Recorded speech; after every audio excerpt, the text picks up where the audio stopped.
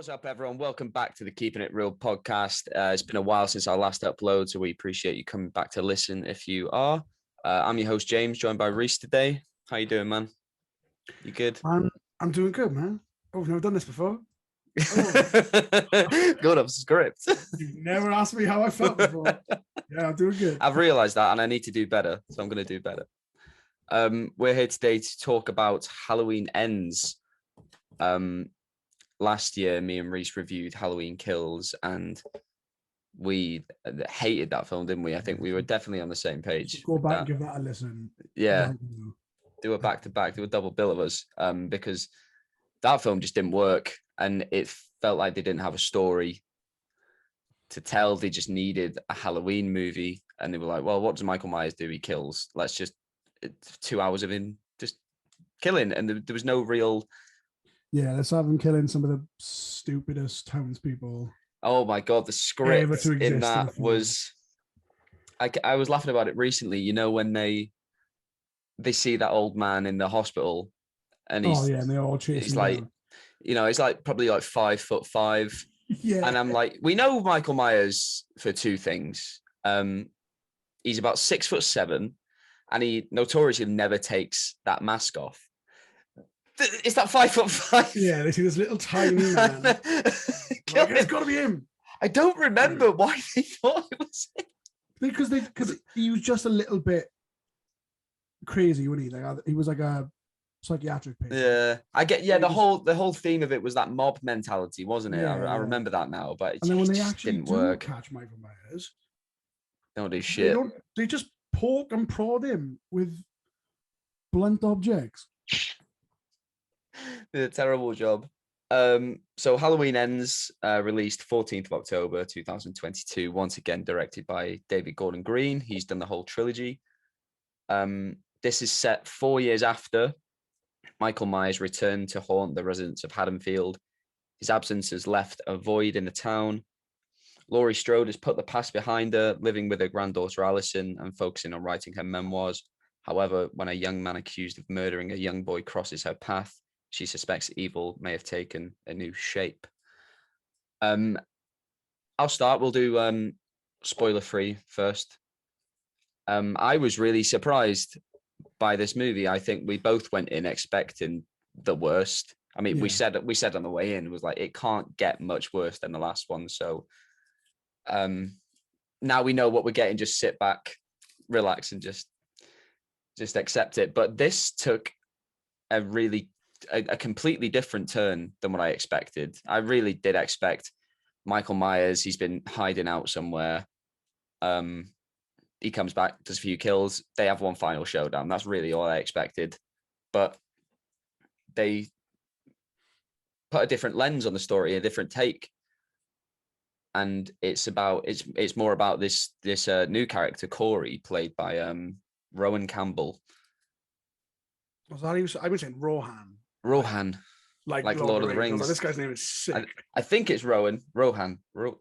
I'm going to go Rowan. Yeah, and he's a really solid new character, and his performance is really sympathetic, and I could feel myself like Alison sort of latching onto this character, because, you know, you saw what he went through. You saw it wasn't his fault that happened right at the beginning of the movie. So you felt for him, and unfortunately, it doesn't really work out for him. What did you think about this movie, Rhys? Yeah, I was surprised as well. I mean, I think like you said, we both thought it was going to be awful after the last one. Yeah. So I sat down, and it was like the first, I feel like it was like the first 20 minutes, half hour. I was like, all right. I was the same. Yeah. It was already infinitely better. And I think doing this kind of newer angle, where we're focusing on a newer character. And I know that a lot of people complained, you know, about Michael Myers in the film, but I actually didn't have an issue. No, neither. The amount of time he was in or what he did, because like that's what annoyed me about the last film, is that they tried to make him into like a boogeyman, and that he was like this supernatural being. But the whole thing that makes Michael so interesting is that he's just a man. He's just a freakishly big man who is quite strong, and but there might be some ambiguous I kind of enjoyed in this force behind him. I just kind of enjoyed in this that he was like a pretty much like a frailer old man. Yeah, because he sort of. So when we do catch up with but we'll just go into spoilers now. The film starts off in 2019. That was the year Michael came back, wasn't it? Or was that the year after? Year after, yeah. That was 2018. So it was the year after. He'd been gone for a year. Everything seems well in Haddonfield. We catch up with his family. Their son is getting, he needs a babysitter. So Corey comes over. This kid turns out to be a little asshole. Oh, he is, isn't he? What a little shit that kid. I hated this kid. He seems so nice at the start. And then he 100% away. As soon as his mum and dad are out the door, he turned into a little shit. He locks Corey in the attic. In trying to get out, there is an accident. This kid falls down this giant staircase, which was quite horrifying, but also hilarious. Yeah, it hits the ground in the most comedic way. The way that happened. Yeah, when I saw that, I was kind of like, oh, here we go. They knew what they were doing. But then later on, I was like, okay, I can forgive that. I just don't know that kid. Why would you stand right by the door as well? Just let him out, man. 100% that kid's fault. Yeah, you've had your fun, kid. Just let him out. So we cut to 4 years later, and Corey he's been found not guilty. He didn't go to prison, but the town hasn't really gotten over it, and his life has changed because of this accident. No one looks in the same way. A few scenes later, Corey does bump into Michael. Turns out Michael has been living in the sewers. I guess I noticed a couple in the movie, like missing person billboards and posters and stuff. So I figured he has been active. He has been taking people. I think they mention it as well, don't they? That he's been dragging people into the sewer. Yeah, he's pulling a Pennywise. Yeah, I like that shot of Corey being dragged into the sewer. I thought that was very it. Yeah. So he takes Corey into the sewer, and he grabs him by the throat, doesn't he? And they share this look, and it's not entirely obvious what is happening, but there seems to be sort of a recognition and an understanding now between these two characters. He lets Corey go, and as soon as Corey leaves, we know something has changed in this boy. He got the devil in him. Because he's straight as soon as he leaves, murders this homeless man. Later, does he murder a homeless man? Yeah. So now the thing is, now the story is that somehow this evil that powers Michael has found a new conduit. Yeah, almost like transferred into him. Yeah, through Corey. I really enjoyed watching his like journey to like becoming like a killer, because it's very like gradual at the start, but as the film goes on, he just gets more and more. It's more and more twisted towards the end. But what I liked is because Halloween has always been about, it is this giant man, the shape. But the question is there something more about Michael Myers that makes him so formidable? And I liked how this story, it really it took that concept and said, like, let's further that mythology. Then let's see if this isn't just Michael, if this is something in Haddonfield, maybe, because they seem to, in the 4 years that Michael is gone, the town seems to sort of like turn on each other. Yeah, so they need someone. There is this, he's left. Like, it's not. Obviously, we see bits with like people blaming Laurie and saying that woman who says it's her fault that she's in a wheelchair. Yeah, makes no sense. But I think that we've established in the last film that people of Haddonfield are fucking idiots. So They definitely are. I got really annoyed with Alison in this film.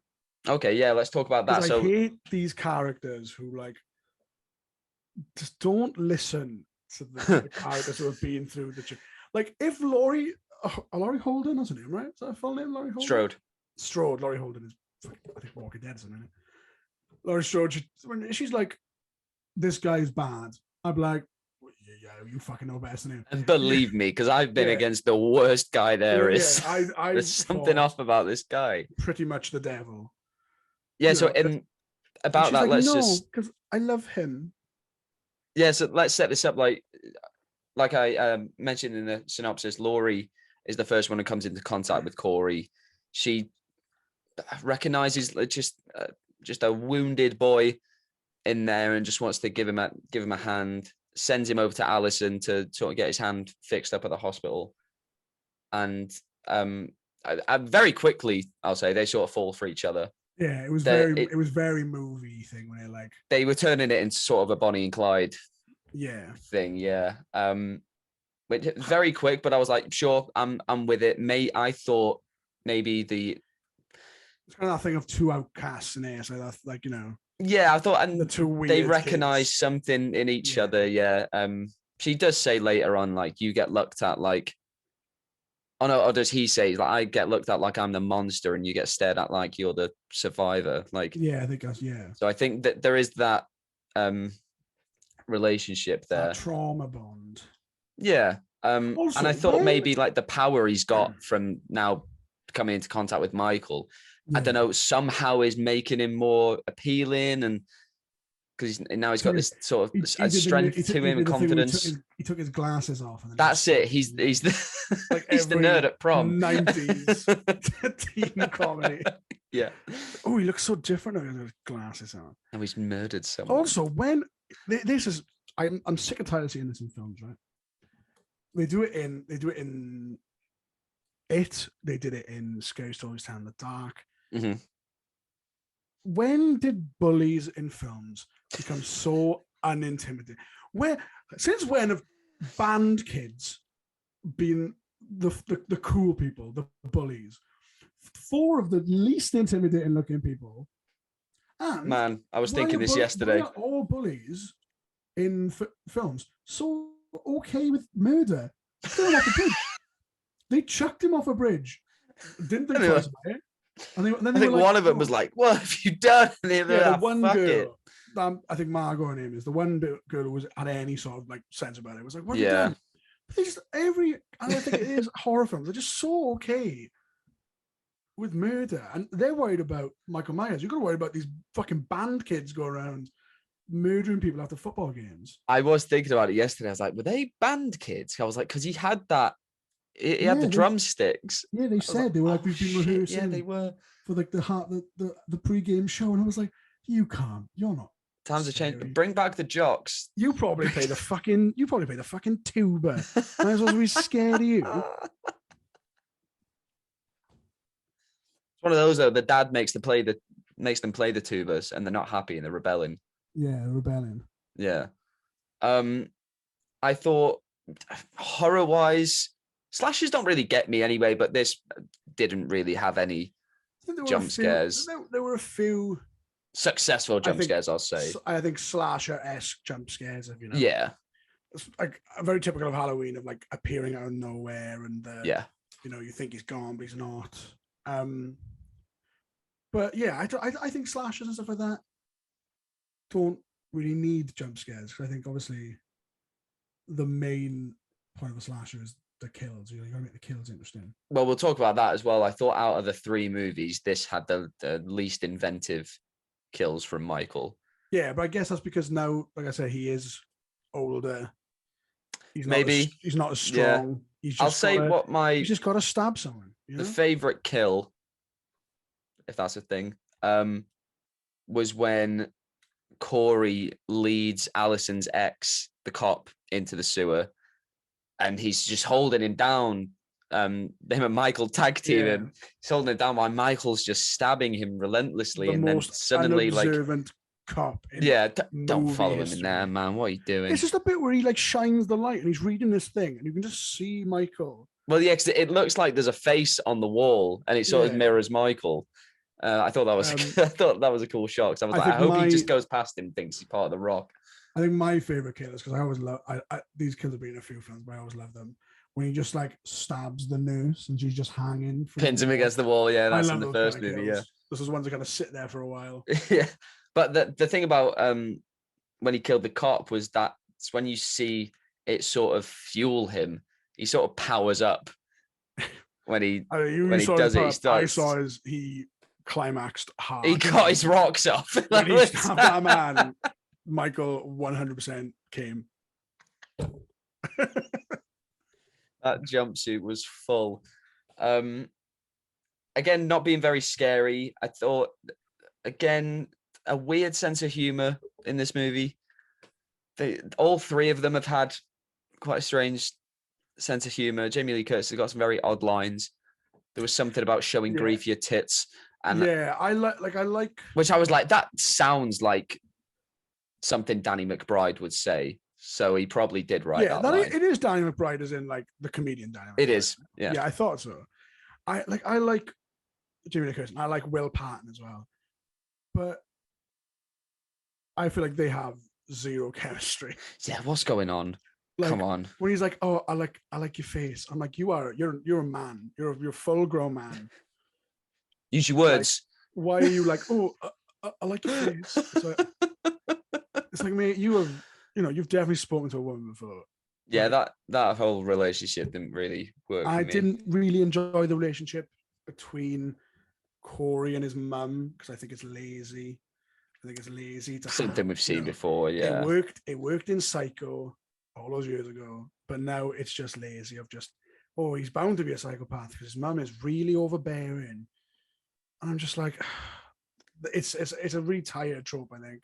Yeah, but I also did like his stepdad Ronald, because usually it's like the mum's really nice, stepdad's an asshole. When he walked out of that garage holding that revolver. Oh no, when he just turned to him, he's like, "I hope you find love." I was like, "Good on you, Ronald."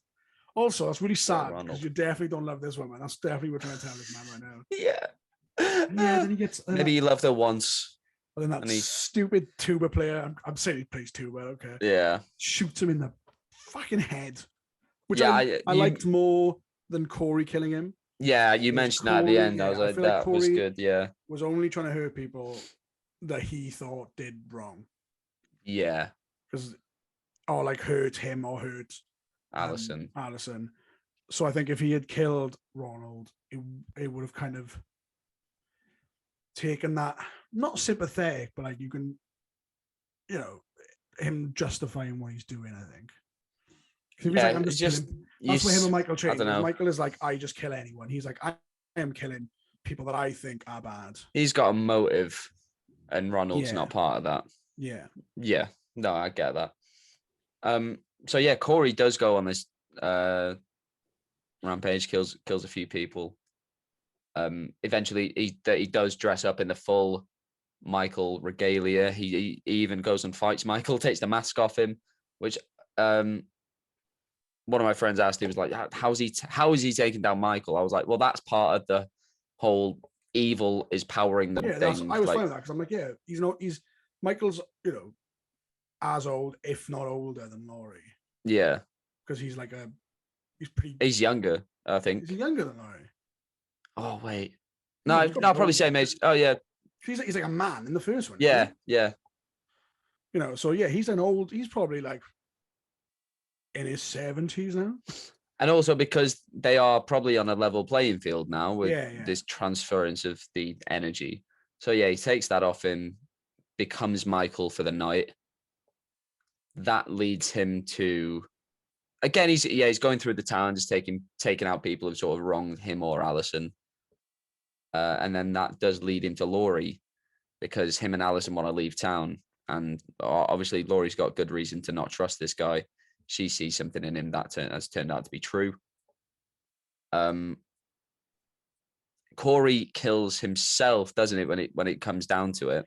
Yeah, Because which it's is like, it's a if I baller can't move. have her, then Yeah. no one can. Does that to himself. I don't know why Laurie pulled the knife out.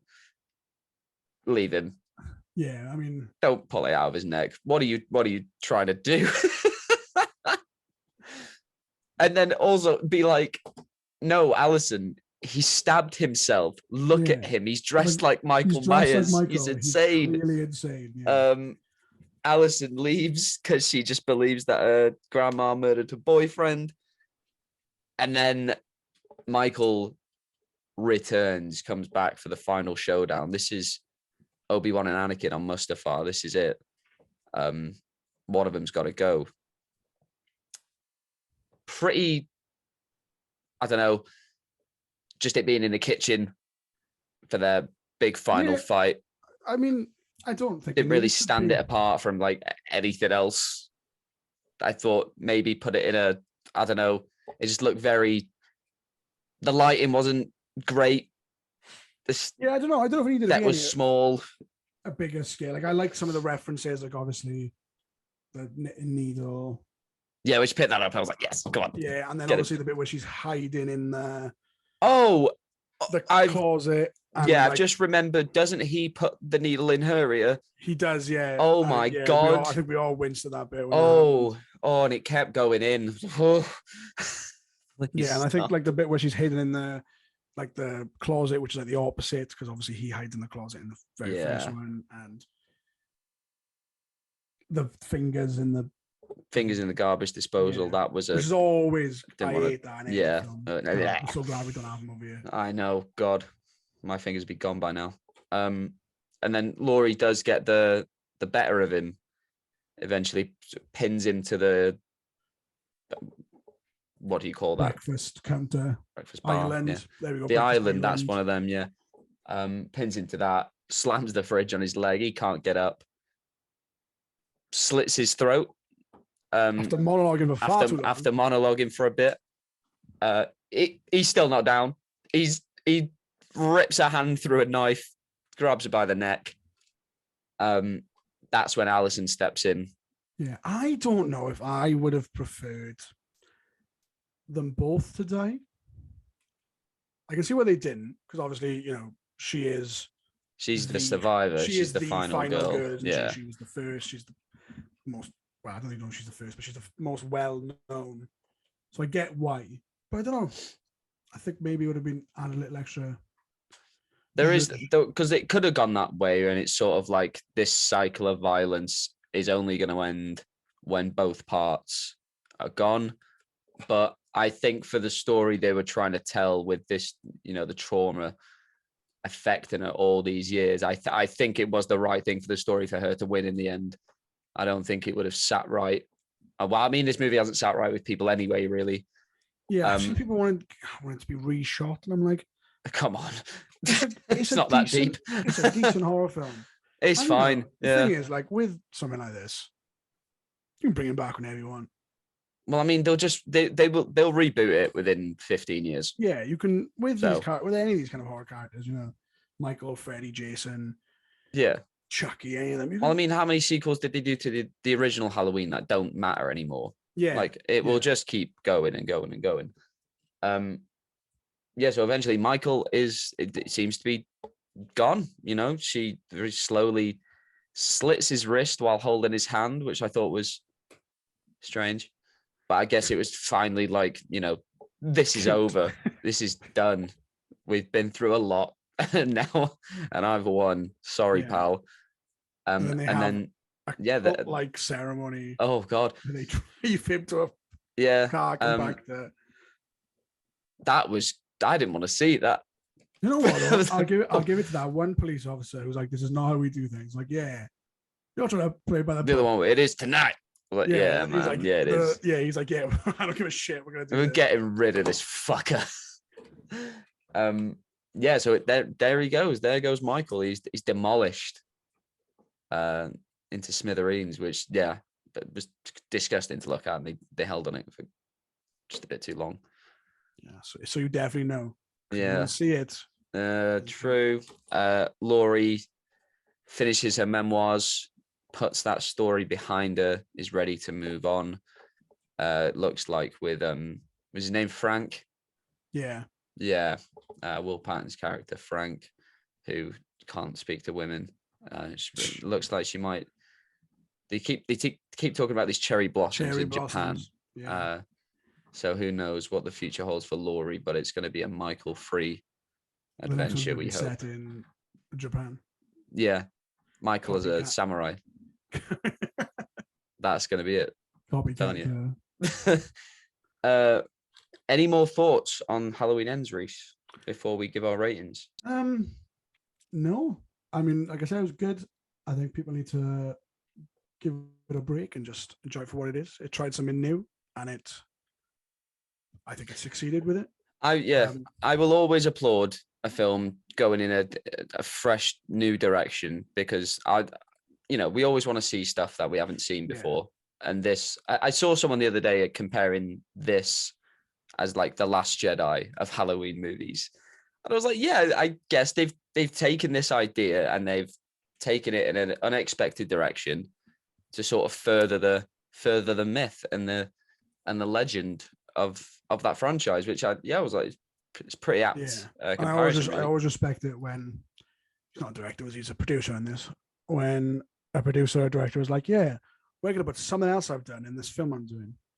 Because he was like, what's he going to watch? He's going to watch The Thing. Yeah. More publicity for me. Then we're going to make loads of nods to things like fucking Christine and all the references. Yeah, man. Yeah, just a damn sight better than the last movie. Probably, I don't know. I've not seen the Halloween 2018 since that came out. But I remember really liking. To see Halloween Kills, and it's special. Oh, right. I remember really liking it when I first watched it, and I just never went back to it. So, but this surprised me, and I mean, this will probably turn out the same. I'll probably never watch this again. But for the 2 hours that we spent finishing up this series, I really enjoyed it. Currently on Rotten Tomatoes, this is at 39%, which is, lower than what I think we're going to give it. But I think people aren't happy because it wasn't what they expected. Michael is in this film very little. Probably about 10 minutes, and I think it's 10 minutes they said. Yeah, but I think other than doing this, where else could you have taken? You can't just do. You can't do the same Michael thing killing again, then fighting at the end, him getting away. You needed to do something like you get the classic. Different. You get some of the classic Michael kills. You get, You do, yeah. I think you get the Halloween movie you wanted within this bigger narrative. So yeah, do you want to go first out of 5? I'm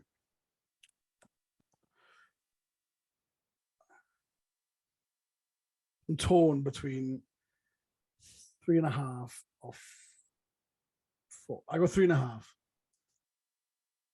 What did I give the last one? I thought I gave the last one like 1 star. I think I gave the last one 1 star. Yeah. I say 3.5 because it obviously wasn't a perfect film. There was a few things I had issues with, but overall, it's a pretty decent little horror film for everyone to go see. Yeah. I also gave this a 3.5. I thought this was fun.